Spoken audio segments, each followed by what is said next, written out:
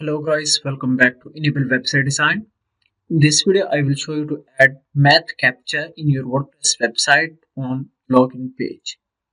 So by adding Math Captcha, that will improve your website security. Now let's go in WordPress plugins, and here we can add a new plugin. So this plugin is free of cost. Here you can search for Math Captcha and you will get different plugins. You can test one by one, and after that you can finalize. So I will recommend you installing this plugin. Here you can see this one, 1000 plus active installations with 5-star rating. After that you can activate this plugin, and it also has options to integrate with Google Captcha and different other services.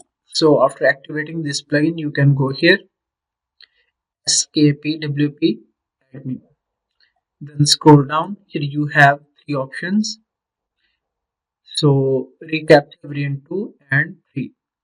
So now simply you can go here and select this one, Math Captcha. After that, click on Save Changes, and here you can see how it will work. Now let me log out my website. Here you can see it's working fine.